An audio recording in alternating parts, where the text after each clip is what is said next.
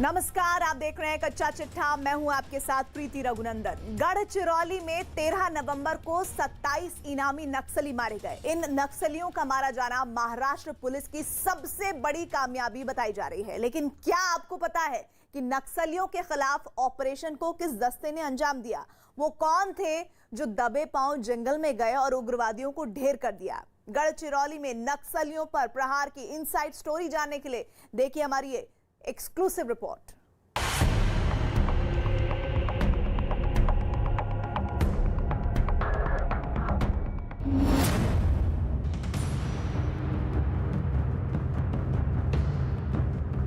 स्थानीय पुलिस को सूचना मिली कि गढ़चिरौली के घने जंगलों में नक्सलियों का जमावड़ा है। 50 लाख का इनामी नक्सली मिलिंद तेल तुमड़े अपने गुर्गों के साथ किसी बड़ी वारदात को अंजाम देने की साजिश रच रहा है, जिसके बाद लाल आतंक के खिलाफ ऑपरेशन शुरू हुआ। करीब 10 घंटे तक जंगल के बीचों बीच भयंकर गोलीबारी होती रही और जब गोलियों की आवाज थमी तो 27 खूंखार नक्सलियों को उनके अंजाम तक पहुंचाया जा चुका था। मिलिंद तेल तुमड़े समेत 20 लाख का इनामी लोकेश उर्फ मंगू पोड्याम और 16 लाख का इनामी नक्सली शिवा रावजी गोटा मौत के घाट उतारा जा चुका था। वैनगंगा नदी के किनारे बसे गढ़चिरौली के 80% इलाके में सिर्फ और सिर्फ जंगल है। यहां पर आने जाने के लिए प्रशासन ने सड़कें तो बनाई हैं, लेकिन यहां राज नक्सलियों का ही चलता है। इसके बावजूद 13 नवंबर को हुए एनकाउंटर में मोस्ट वांटेड नक्सली मारे गए, इसलिए क्योंकि उनका सामना हुआ था C60 कमांडोज से।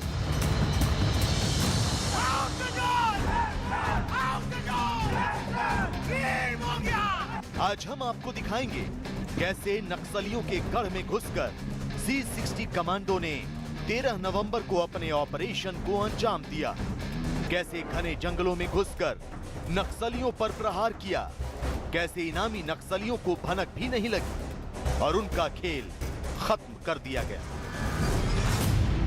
महाराष्ट्र पुलिस की गढ़चिरौली पुलिस में C60 कमांडो एक स्पेशलाइज्ड कमांडो टीम मानी जाती है जो सिर्फ एंटी नक्सल ऑपरेशन को अंजाम देती है।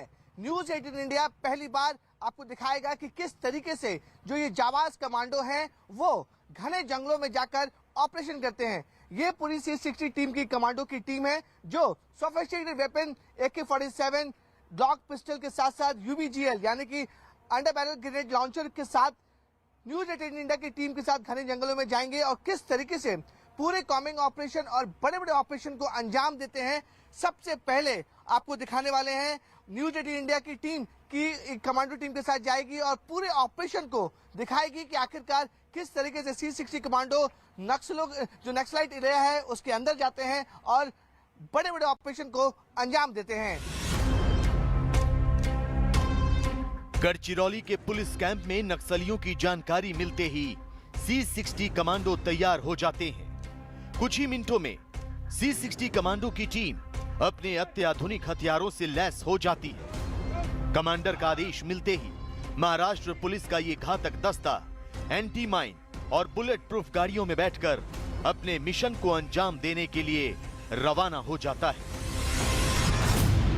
गढ़चिरौली के C60 हेडक्वार्टर से निकलने के बाद जब कमांडो को एक स्पेसिफिक लोकेशन बताई जाती है वहां पर ये कमांडो जा रहे हैं। न्यूज 18 इंडिया की टीम भी उन कमांडोज के साथ है। साफ तौर पर देख सकते हैं कि जो पूरी टीम है वो एक एंटी माइन और बुलेट प्रूफ वैन में बैठी हुई है ताकि ये हमेशा खतरा बना रहता है कि जब भी टीम हेडक्वार्टर से निकलती है तो हो सकता है कि नक्सलियों के ऊपर हमला कर सकते हैं। यहाँ पे जो सड़कों पर माइंस बिछे रहते हैं उसके लिए बाकायदा एक SOP होती है। सबसे पहले पुलिस की गाड़ी जाती है, सब कुछ चेक करती है कि ठीक है कि नहीं।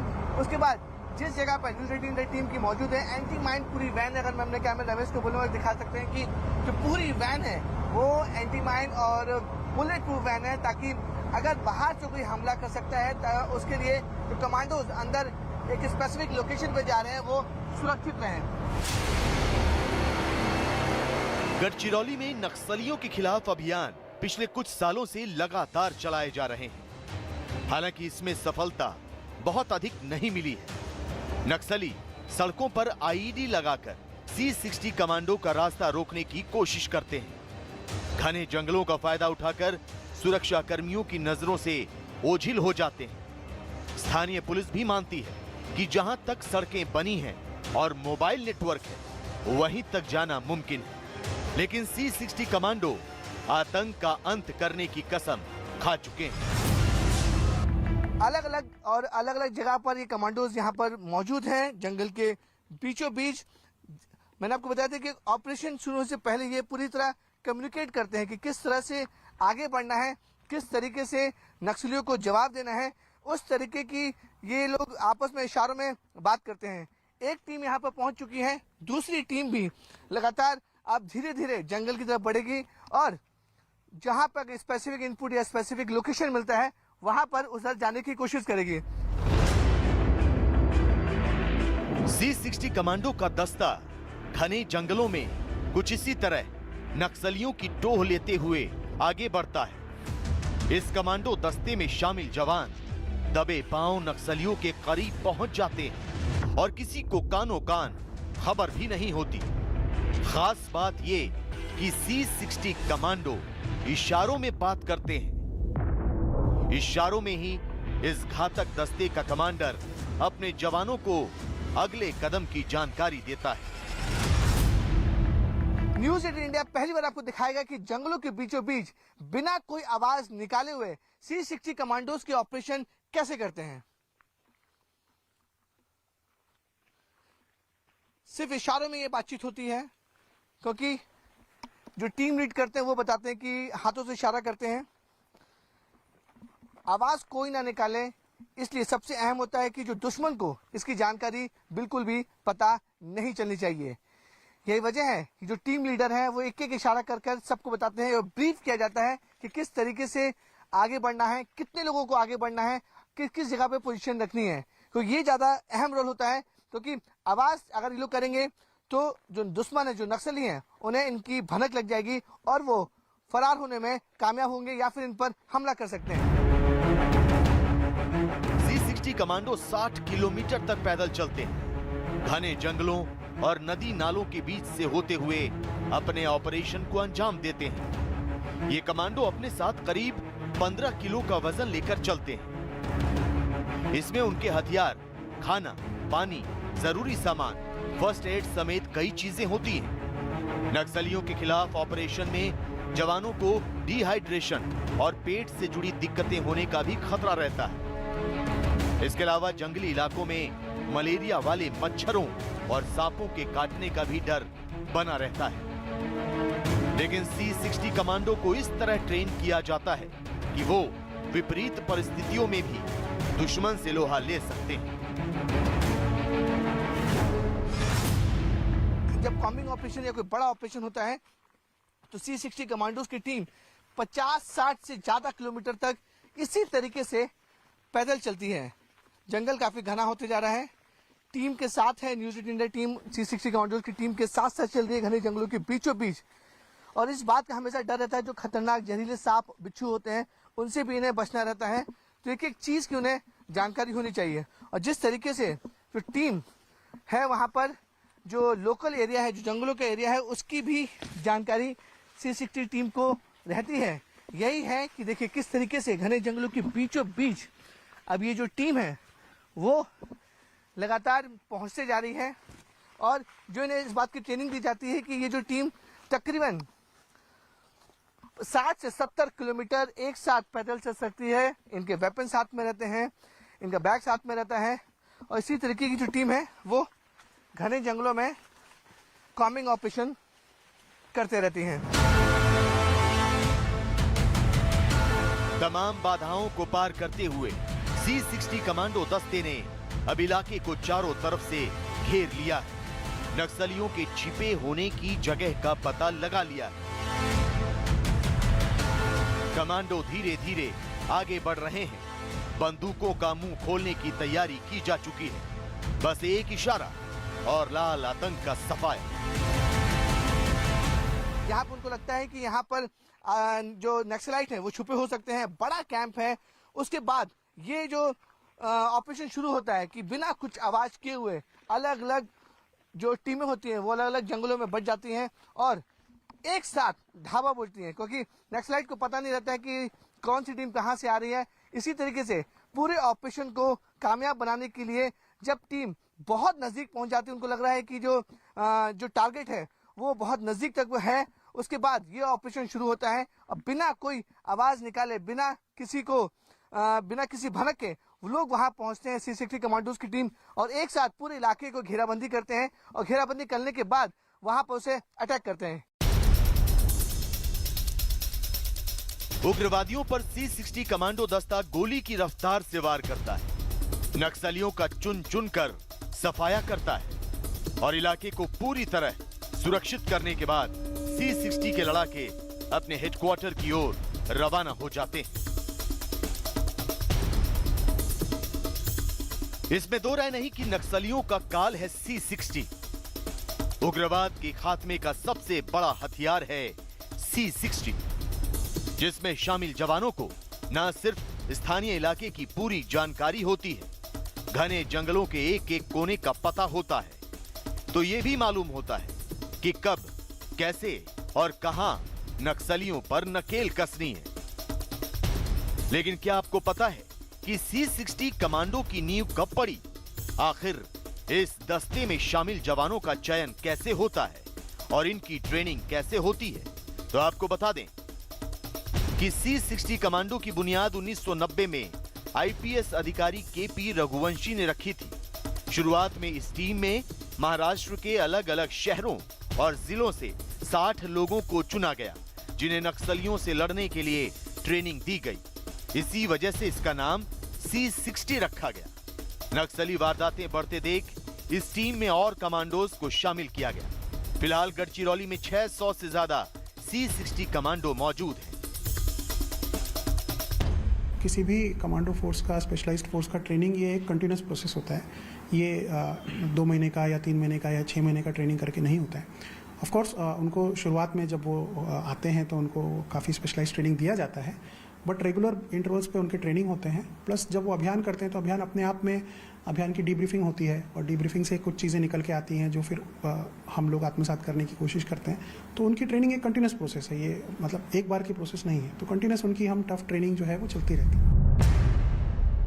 महाराष्ट्र के गढ़चिरौली में पिछले करीब 1 दशक में उग्रवाद के खिलाफ सरकार की आक्रामक नीति का ही नतीजा है कि दहशत कुछ हद तक कम हुई।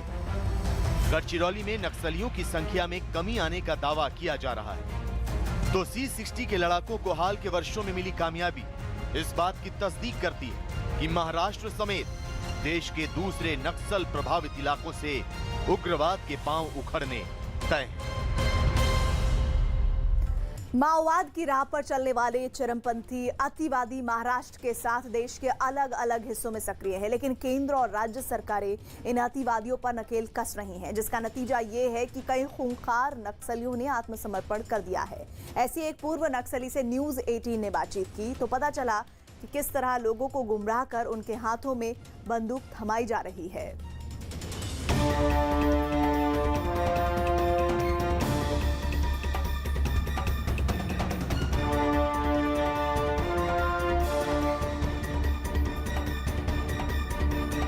मैं वहाँ जाने के बाद लगभग 22-23 साल नक्सली दल में था, काम किया।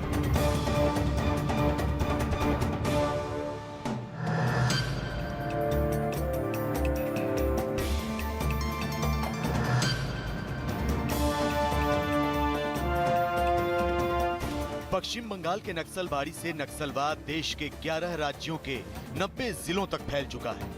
एक रिपोर्ट के मुताबिक पिछले 10 सालों में 1150 से ज्यादा सुरक्षा कर्मियों की शहादत नक्सली हमलों में हुई, 1300 से अधिक घायल हुए। पिछले 10 सालों की बात करें तो महाराष्ट्र के गढ़चिरौली में उग्रवादियों का खूनी खेल खूब देखने को मिला है। 8 अक्टूबर 2009 को गढ़चिरौली के लाहिड़ी पुलिस थाने पर नक्सली हमला हुआ और इसमें 17 जवान शहीद हुए। इसके बाद से नक्सली वारदातें लगातार सामने आती रही। मई 2019 में भी गढ़चिरौली में घात लगाए नक्सलियों ने C60 के दस्ते पर हमला कर 15 जवानों को शहीद किया था।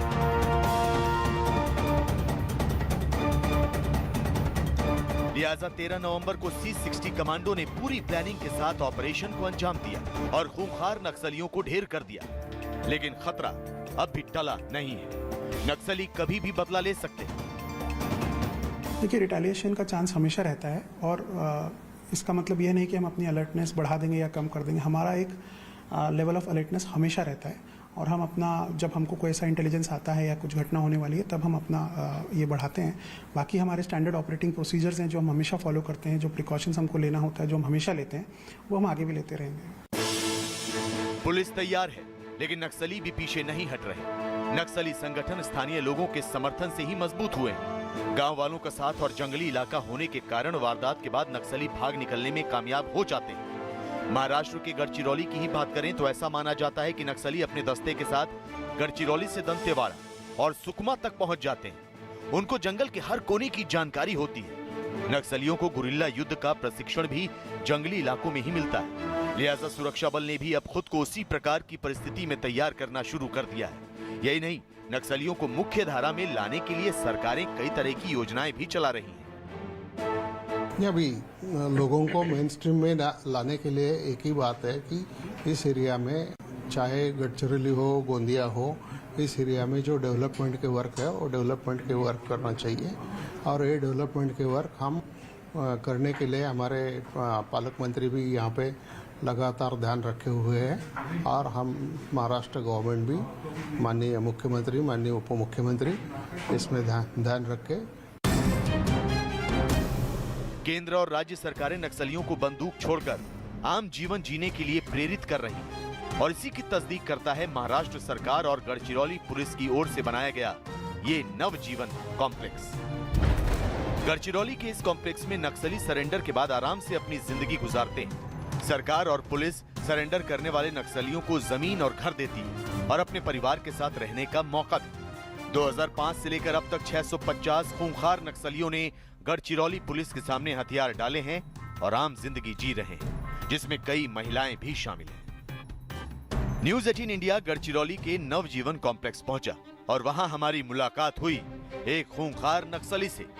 रघु नाम की इस नक्सली ने अब सरेंडर कर दिया और सामान्य जिंदगी गुजार रहा है। लेकिन इसने हमसे बातचीत में बताया कि कैसे 23 साल तक वो नक्सलियों के साथ रहा और पुलिस वालों पर हमले किए। मैं वहाँ जाने के बाद लगभग 22-23 साल नक्सली दल में था, काम किया। मैं दल सदस्य लेकर स्टेट कमेटी यानी जेडसी स्पेशल जोनल कमेटी तक वहाँ रैंक में चले गया था। वैसे बड़ा यानी जेडसी जो कमेटी होता है, एक राज्य लेवल कमेटी होता है, उस कमेटी में पहुँच गया था। फिर बाद में मैं वहाँ रहने के बाद जो हमारे टीम को मुझे जो जवाबदारी बढ़ने के बाद मुझे जवाबदारी दिया था, वो जवाबदारी के अनुसार बहुत बड़े पुलिस के ऊपर घटना भी हो गया। पुलिस के ऊपर जो हम लोग हमला किए थे उसमें बहुत सारे पुलिस वाले भी मारे गए थे। ऐसे बहुत यानी 22-23 साल हम जो प्रयास किए तो उसमें बहुत यानी पुलिस वाले लगभग 25-30 ऐसे पुलिस वालों को मार दिए। 23 साल तक नक्सलवाद का झंडा बुलंद करने के बाद भी रघु के परिवार को परेशान किया जाने लगा, जिसके बाद रघु ने 2009 में सरेंडर कर दिया। रघु के पास अब अपना मकान है, अपनी दुकान है और एक खुशहाल जिंदगी। लेकिन रघु ने बातचीत में हमें बताया कि किस तरह नक्सली लोगों को गुमराह करते हैं और हथियार उठाने के लिए मजबूर कर देते हैं। मैं यानी जाने का इच्छा, बंदूक का इच्छा से मैं चले गया। तो वैसा पार्टी के बारे में कुछ मालूम नहीं था मुझे, नक्सलवाद के बारे में, वैसे ही चले गया। फिर कुछ दिन के बाद, कुछ साल के बाद फिर उसके बारे में जानकारी मिली। वहाँ रहते उन लोगों से सीखते हुए फिर वहाँ जाने के बाद बंदूक का ट्रेनिंग वगैरह ऐसा दिए थे।